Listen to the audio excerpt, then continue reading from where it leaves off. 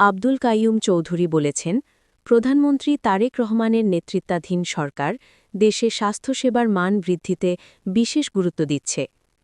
প্রধানমন্ত্রীর নির্দেশনা অনুযায়ী আমরা সিলেট নগরবাসীর প্রাণের ধোপা দিঘির পারে সিলেট সিটি কর্পোরেশন পরিচালিত বিনোদিনী নগর মাতৃ সদন কেন্দ্র ও বাগবাড়িতে বর্ণমালা প্রাথমিক স্বাস্থ্যসেবা কেন্দ্র পরিদর্শনকালে তিনি এসব কথা বলেন। এ সময় সিটি কর্পোরেশনের প্রধান স্বাস্থ্য কর্মকর্তা ডাক্তার মোহাম্মদ জাহিদুল ইসলাম উপস্থিত ছিলেন। পরিদর্শনকালে সিসিক প্রশাসক রোগীদের সঙ্গে কথা বলে স্বাস্থ্যসেবার খোঁজ নেন এবং কর্মরত চিকিৎসক ও কর্মচারীদের আন্তরিকভাবে সেবা দেওয়ার নির্দেশ দেন।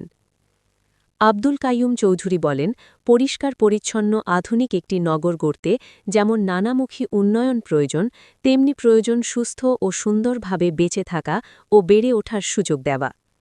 আমরা নগরবাসীর কাছে উন্নত প্রাথমিক স্বাস্থ্যসেবা পৌঁছে দিতে চাই।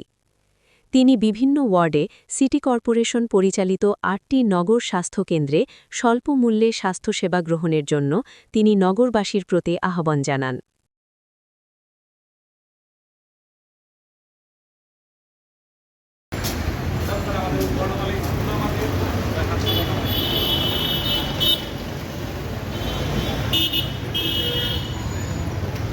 হেলথ কেয়ার এর জন্য এডিজির অর্থায়নে সিলেট সিটি কর্পোরেশনের এই ধরনের 8টি হাসপাতাল আমরা পরিচালনা করি।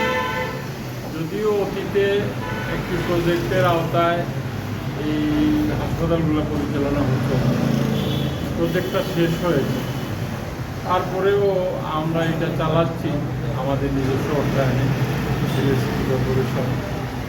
আশা রাখি যেভাবে মানুষ এই আরবান এরিয়ার মানুষজন অতি সামান্য মূল্যে যেভাবে চিকিৎসা সেবা পান, অথবা প্রসূতি মায়েরা যেভাবে এখানে এসে তাদের স্বাস্থ্যসেবা পান, এটা খুবই জরুরি। আমরা আমাদের সরকার, বিশেষ করে আমাদের মাননীয় প্রধানমন্ত্রী তারেক রহমান,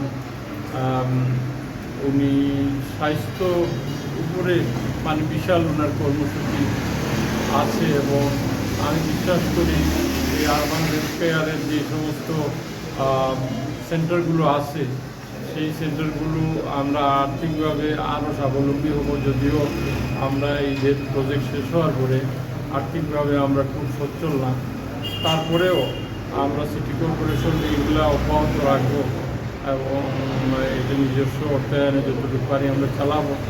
আশা রাখি সরকারের কাছ থেকেও আমরা ফুল সাপোর্ট পাবো এই আরবান হেলথ কেয়ার।